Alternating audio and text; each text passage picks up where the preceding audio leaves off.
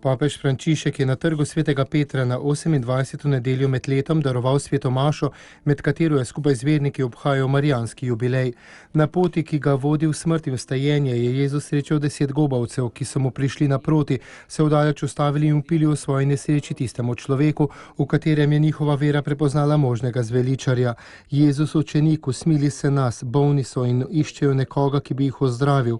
Jezus jim odgovori ter jim reče, naj se gredo pokazati duhovnikom, ki so imeli po postavi nalogo, da ugotovijo morebitno ozdravitev. S tem jim ni samo nekaj obljubil, temveč je postavil na preizkušnjo njihovo vero, saj v tistem trenutku deseteri še niso bili ozdravljeni. Ozdravili so med potjo, potem ko so ubogali Jezusovo besedo. Vsi torej polni veselja so se pokazali duhovnikom in potem so šli naprej vsak po svoji poti.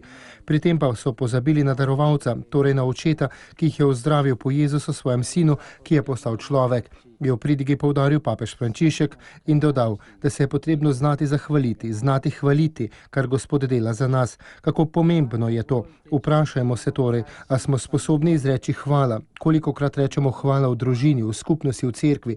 Kolikokrat rečemo hvala tistemu, ki nam pomaga, ki nam je blizu, ki nas spremlja v življenju?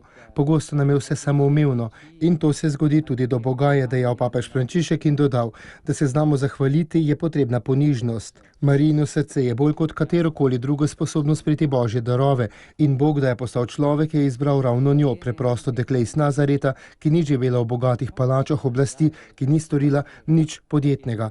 Vprašajmo se, dobro nam bo delo, če smo pripravljeni sprejeti Božje darove.